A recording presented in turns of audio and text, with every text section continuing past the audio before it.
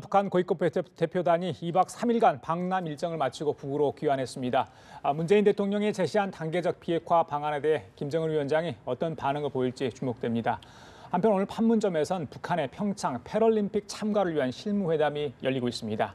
패럴림픽 이후 한미 군사훈련이 예정된 만큼 3월 한 달이 한반도 정세의 분수령이 될 전망입니다. 이 시간 김철우 한국국방연구원 연구위원, 전현준 우석대 초빙 교수 두 분 모시고 관련 내용 짚어보도록 하겠습니다. 안녕하십니까? 네, 어서 오십시오. 예. 김영철 부위원장 돌아갔습니다. 25일 날 와가지고요. 27일 날 오늘 이제 오전에 돌아갔습니다.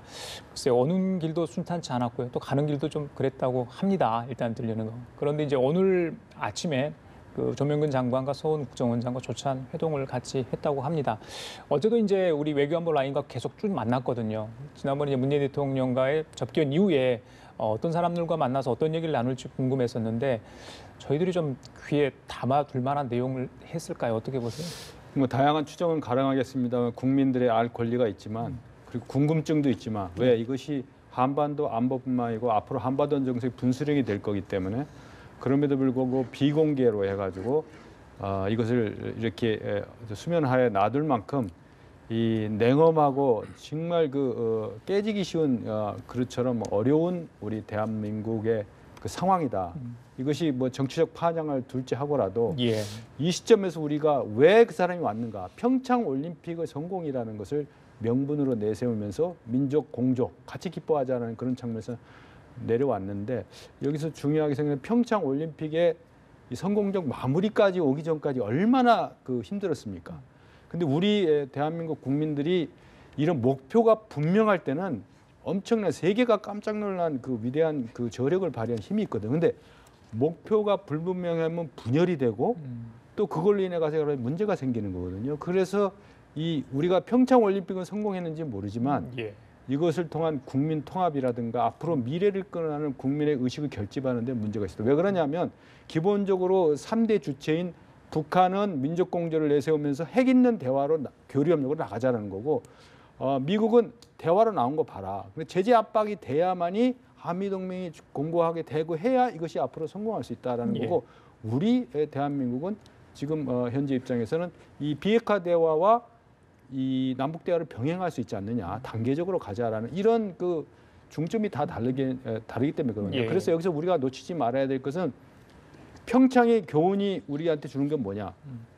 목표가 분명해야 된다는 거죠. 명확하게 발표해야 돼요. 그것은 한반도의 이 안정적 관리를 위해서는 비핵화가 명확한 거다라는 것을 국민이 공감하고 힘을 실어줄 때 진영 논리 싸움 이런 게 없어지는 거죠.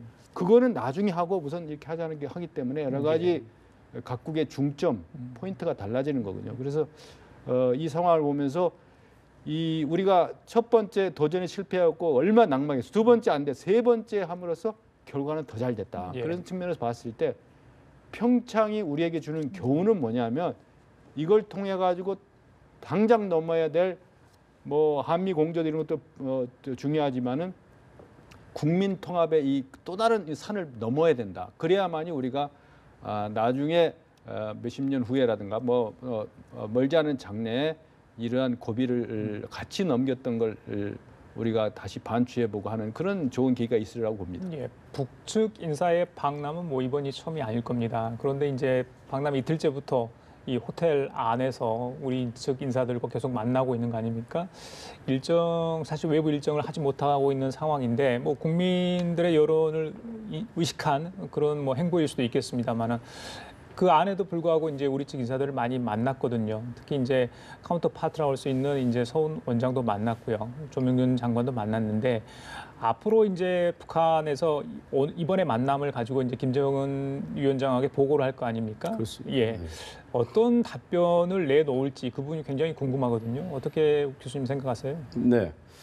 김영철이가 왔다고 하는 것은 역시 이제 신복이 온 거고 그 신복을 보낸 이유는 역시 정확히 현장을 보고 또 남한에 왜냐하면 우리가 평양을 만약 간다고 한다면 한 사람 정도밖에 못 갈 겁니다. 국정원장이 가든 뭐 통일부 장관이 가든 하여튼 그러는데 김영철이가 여기 오면 여러 사람을 동시에 다 만날 수 있지 않겠습니까? 물론 왜 밖으로 나오지 않고 호텔에만 있었냐에 대한 뭐 여러 가지 분석이 있을 수 있겠습니다만은 뭐 남한의 여론도 좋지 않기 때문에 또 신변 안전 보장도 있고 그런 측면도 있을 거지만 역시 집중적으로 김영철이가 만날 사람은 다 만나서 심층적으로 얘기를 할 수 있는 그런 시간을 많이 확보한 것 아니겠습니까? 또 우리 입장에서 보게 되면 그 나쁜 건 또 아니죠. 우리가 가지고 있는 모든 수단을 동원해서 북한을 설득할 수 있는 그런 기회를 시간을 많이 확보했다고 하는 측면에서 굉장히 오히려 그냥 잘 됐다 그렇게 생각이 되는데 어차피 이제 김영철이는 모든 얘기를 뭐 귀담아 들었다는 거 아니겠습니까? 경청을 했다. 그렇다면 자기들 나름대로 분석을 다 했을 거 아닙니까? 남한 입장 다 들었지 않습니까? 대통령부터 시작해서 안보실장 얘기도 듣고 그렇잖아요. 뭐 심지어 국정원장, 통일부 장관, 차관 뭐 그래서 종합적인 분석을 해서 남한의 입장이 뭐다. 이건 확실히 비핵화는 할 수밖에 없겠구나. 이거 안 되고는 북미 대화도 없는 거고 앞으로 남북 대화도 이 순탄하게 되지 못할 것이다 하는 최소한 그런 생각은 가지고 올라갔을 거로 생각하고 그걸 이제 보고를 하죠 물론. 그러면 김정은이는 일단은 남북 대화를 갖고 간다. 남북 대화는 간다고 하는 것이 총체적인 지금 그 사람들의 노선이거든요. 총 노선이기 때문에 웬만한 일이 아니면은 그러한 노선을 바꾸지는 않을 겁니다. 북한의 속성상. 그래서 이제 물론 김영철에 가서 부정적으로 보고할지 긍정적으로 보고할지 그에 따라 좀 다를 수도 있겠습니다만은 그러나 우리는 대화는 가는 거고 우리도 다만 우리만 가지고 안 되기 때문에 미국과 대화를 하라는 거고 미국과 대화를 하기 위해서는 역시 비핵화는 어쩔 수 없는 건데 다만 방법은 바로 비핵화로 가는 게 아니고 입구론과 출구론을 얘기했습니다. 그러니까 핵 동결, 미사일 그러니까 핵 실험, 미사일 실험을 하지 말라. 일단 거기서부터 시작하자. 그렇게 해서 잘 되면 비핵화까지 간다고 하는 그 방안까지 문재인 대통령께서 지금 제시를 했잖아요. 그걸 아마 이제 보고를 하게 되면 김정은이가 저는 상당 부분 수용하리라고 봅니다. 왜냐하면 다른 방법이 없어요. 제재 국면을 벗어날 수도 없는 거고. 따라서 상당히 뭐 긍정적인 신호가 오지 않을까 그렇게 생각합니다. 자, 경청은 했고 어떤 식으로 반응이 있었다고 합니다. 근데 그 반응에 대해서는 구체적으로 얘기를 해줄 수 없다는 게 청와대 입장인 것 같아요. 일단은 김영철이가 오면서 이게 우리 측에서 북미 대화 얘기를 할 거를 뻔히 알았을 것 같고요. 거기에 대해서 용의가 있다 응하지 않았습니까? 근데 우리 국민들 입장에서는 자 김영철이가 오는데 더 큰 뭔가를 제안하고 하지 않았을까? 뭐 그런 생각도 해보거든요. 근데 아직까지 뭐 없거든요. 단순히 북미 대화에 응하겠다. 그 정도로 저희들이 만족을 해야 되는 겁니다. 그러니까 김여정이 올 때는 상징성을 가져가지고 왔고 이 김영철은 구체적으로 이걸 어떻게 풀어나가야 될까? 이런 우리가 다 알다시피 대남 전문가고 뭐 심지어 도발까지도 했던 그런 여러 가지 술수에 능한 사람이기 때문에 아마 강경파일 수도 있어요. 그렇기 때문에 아마 김정은한테 다른 방향으로 저기를 했지만 여기서 중요한 건 뭐냐면 미국이 주시하는 것처럼 왜 북한이 이 시점에 평창을 핑계로 이렇게 왔겠는가. 미국은 제재 압박의 효과가 먹혀든다라고 보는 거죠. 그렇기 때문에 그리고 김정은의 군고가 다 말라버렸고 이러다가는 이게 지금 얼마 못 가서 이게 체제가 불안해질 수 있다라는 말 못한 절박감을 표출한 거기 때문에 겉으로 우리의 여유가 있어갖고 우리의 의사를 어떻게 할 것인가 알아보는 것도 좋지만 그들의 셈법이라는 게 한계가 있다.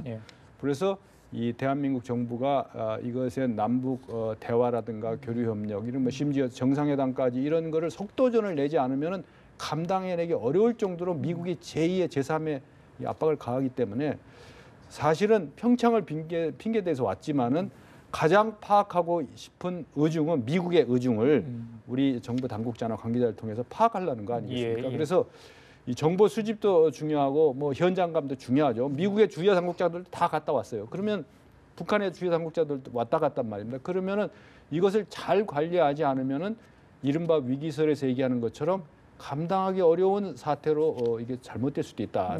그렇기 때문에 평창의 성공을 만끽할 겨를도 없이 한반도의 혼은 이게 정말 누구도 예측할 수 없는 방향으로 나가고 있다. 그렇기 때문에 이런 때일수록 정보 수집도 중요하지만 종합 분석력, 종합 분석을 통해서 우리가 달성하는 목표인가 중간 목표, 마지막 목표가 나눌 수는 있겠지만 그런 거에 대해서 이 모든 것이 기초가 저는 한미동맹의 굳건한 토대기에서 나온 것이지 이미 북한이 핵무력화를 완성했다고 표출한 마당에 북한은 핵미사일을 가지고 있어야만이 자기들의 협상 입지가 더 높아진다고 보기 때문에 잊지 말아야 될 것은 이 한미동맹의 굳건한 기초가 모든 이 대화나 올림픽의 성공이라든가 이런 것도 같이 나간다. 절대 그 가치를 폄하해서는 안 된다. 예. 이렇게 봅니다. 정 교수님, 일단은 그러니까 실질적인 어떤 북미 대화 전에 탐색적 대화라도 있어야 되지 않겠습니까? 근데 일단은 북한에서는 북미 대화에 대해서 응할 용의가 있다고 했는데 지금 미국 정부 이야기를 들어보면 그렇지는 않은 것 같아요. 일단은 이번에 김영철 왔을 때 북미 간 접촉이 없었다는 게 일단 미국 정부에서 확인을 해준 부분이고요.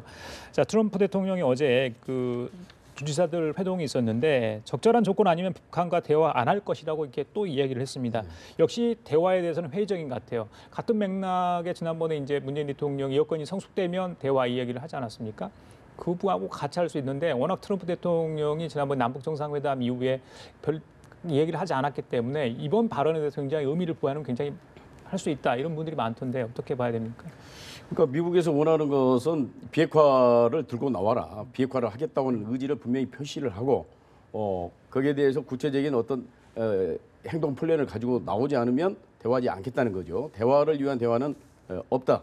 이제 그런 측면에서 역시 이제 미국은 자기들이 기선을 제압했다. 주도권을 잡았다. 이제는 계속 밀어붙이면 북한은 항복하고 나올 것이다. 예. 그런 생각이 강하게 있는 거죠. 그러니까 비핵화를 하겠다고 하는 것 외에는 다른 거 다 필요 없다는 게 미국의 입장인 것 같아요. 지금까지는. 예, 예. 예. 근데 과연 북한이 그렇게 호락호락한 존재인가? 그렇지는 않습니다. 제가 볼 때는. 그러니까 물론 지금은 대화 기조로 가서 어떻게 해서든지 이 난관을 돌파를 해야 되겠다. 일종의 이제 담담 타타 전술인데요. 그러니까 불리할 때는 대화하고 유리할 때는 공격하는 예. 그런 건데 자기들이 입장이 지금 불리하기 때문에 예. 대화 기조로 가는 것인데 그렇다고 해서 계속 무릎 꿇고 양보하고 아무것도 얻는 거 없이 대화에 나설 것인가? 그렇지는 또 않을 거란 말이에요. 예. 물론 지금까지는 전제 조건 없이 북미 대화를 하겠다고 김영철이가 얘기를 했다는 것인데 과연 그럴 것인가? 이 사람들이 원하는 것이 지금 뭐죠? 크게는 체제 안전 보장입니다. 사회주의 체제, 주체 사회주의를 유지하겠다는 것이고 예. 좀 더 좁게는 김정은 정권을 유지하겠다는 거 아닙니까? 그 다음에는 이제 경제 제재를 해제한다든가 한미합동 구상훈련을 중지한다든가 뭐 여러 가지 조건들이 있을 텐데 김일성이가 얘기를 했습니다. 체제 안전 미국으로부터 체제 안전 보장을 받기 위해서는 핵을 가지고 승부를 벌려야 된다. 만약 핵에서 양보를 한다. 만약에 핵을 폐기한다. 그렇다고 해서 미국이 체제 안전 보장해 주냐? 안 해준다는 거예요. 예. 인권 문제 그다음에 들고 나올 거고 그다음에 정권 교체, 그다음에 사회주의 체제 붕괴 순서가 딱 정해져 있기 때문에 핵 문제로 체제 안전 보장을 받아내라는 거예요. 예. 단판을 지라는 거죠. 그렇기 때문에 이 체제 안전 보장의 어떤 그런 담보가 없이 과연 무조건 핵을 폐기할 것인가? 예. 그건 아마 아닐 거라고 저는 생각을 하거든요. 물론 그 전 단계에서 북한이 양보할 수 있는 것은 저는 최대한 양보하리라고 봅니다. 예. 지금 억류되어 있는 미국인 3명 이런 사람도 이제 카드로 내놓을 가능성이 이제 있는 거고 그다음에 예. 모라토리움 선언은 저는 카드로 내놓으리라고 봅니다. 그러니까 핵실험, 핵실험 말씀. 장거리 미사일 예. 실험을 일단 중지하는 거죠. 그러니까 그것이 문재인 대통령께서 얘기한 입구입니다. 그게. 예. 그걸 시작으로 해서 북미 대화가 시작되고 잘 되면 평화협정 체결이라든가 한반도 평화체제 구축이라든가 예. 이런 것들이 모두 잘 되면 완전히 비핵화로 가는. 그러니까 제가 여쭙고 싶은 게 예. 그겁니다. 자, 이번에 김영철이 와가지고 최소한 핵 보유국 그거를 지위를 인정해달라 요구는 하지 않더라도 자, 그러니까 자기들이 도발 정도는 좀 잠정적으로 남북 대화 그렇죠. 전까지는 예. 하지 않겠다는 어떤 구두 약속 정도는 아니면 예. 뉘앙스라도 풍기고 좀 더 갔어야지 저희들이 좀 북미 대화랄지 뭐 다른 수순을 밟는데 좀 뭐랄까요 영향을 받을 수 있을 것 같은데 했는지 안 했는지는 모르죠. 예, 좀 그럼- 했는데 정부에서 발표 안 할 수도 예, 있는 것이고 물론 뭐 안 했을 수도 있지만 그러나 어떤 형태가 됐든 간에 상당한 정도로 깊이 있는 대화를 저는 충분한 시간을 가지고 했다고 보는 거죠. 예. 이걸 우리 정부가 미국에게 알릴 겁니다. 물론 이제 북한은 김정은에게 알릴 거고. 예. 그래서 아마 뭐 정적적인 좀 너무 앞서가는지 모르겠습니다만은 정격적인 타협이라든가 정격적인 대화, 드라마틱 체인지 이런 것들이 저는 일어날 수 있다고 봅니다. 알겠습니다. 자, 김영철이 일단 돌아갔습니다. 자, 김정은이 또 이후에 어떤 얘기를 할지 관심을 갖고 지켜봐야 될 것 같고, 자, 문재인 정부도 사실은 또 숙제를 안게 됐습니다. 북미 대화 하려면 또 중재 역할을 톡톡히 좀 잘해야 될 텐데 3월이 분수령이 될 수 있을 것 같습니다. 그리고 4월에 있을 예정인 한미연합 군사훈련이 최대 고비가 될 것 같습니다. 북한의 노동신문은 군사연습 재개, 이거 관계 개선에 대한 악랄한 도전이다. 이런 또 논평을 내놨어요. 글쎄요. 3, 4월 전국 한반도 정세 어떻게 우리가 예상할 수 그래서 있을까요? 3, 4월 전국 이전에 아마 우리 전 정부가 김영철 내지는 김여정의 방남 성과를 종합해서 이동훈 외교통상부 한반도본부장이 직접 가서 설명도 하고 다양한 채널을 통해서 그 저변에 있던 얘기 설명을 하겠죠. 그리고 문재인 대통령도 직접 전화도 하고 예. 이런 여러 가지를 통해서 이 오판의 요소 중에는 잘못된 정보에 대한 오판, 이거든 미디어의 영향력이라든가 뭐 여러 가지 요소에서 있는 거기 때문에 그 실질적인 진위에 대해서 정확하게 해야 된다. 그리고 예. 여기서 중요한 거는 북한이 얘기하는 미국의 대북 적대시 정책 때문에 이거 모든 것이 파탄이 온 것처럼 하는데 그게 아니고 이거 북미 대화 구조로 넘어가는 것도 안 맞아. 이거 북한이 그동안에 신뢰할 만한 행동을 했느냐 이거죠. 도발의 역사를 전혀 없었던 것처럼 지금부터 신뢰를 축적하면 된다. 맞습니다. 말은 맞는 것 같지만 예, 안 맞는 말이에요. 예. 그렇기 때문에 우리 국민들이 그 김영철의 어떤 잘못된 그 과거사에 이런 데 반발하는 거고 하기 때문에 신뢰 구축 조치가 반드시 필요하죠. 그러나 그 신뢰는 말이 아니라 행동이다. 그리고 미국의 전반적인 서포트가 필요하다. 그래서 전략적 착시 현상이라는 걸 늘 얘기하는데 우리가 위대해가지고 하는 것도 있지만 이 안보의 측면에서는 한미연합 방위태세를 하면 만약에 최악의 사태까지 대비하는 그런 게 크다. 그렇기 때문에 한미연합 군사훈련을 갖다가 협상의 카드로 이것을 쓸 수도 있다라는 뉘앙스를 풍기는 거는 그건 바람직하지 않다고 보고 이러한 전반적인 방어태세가 있을 때 북한이 오히려 대화에 적극 응하는 계기가 되는 것이지 이거 한번 찔러보니까 잘 먹히는구나 하면은 예. 계속 핵 보유국 행사를 하면서 이런 북한과 미국이 맞대응하는 김정은과 트럼프가 맞대응하는 구조로 몰고 나갈 가능성이 높다 이렇게 봅니다. 그래요. 알겠습니다. 자, 지금까지 김철우 한국국방연구원 연구위원 전현준 구석대 초빙 교수와 함께 얘기 나눠봤습니다. 말씀 감사합니다. 예.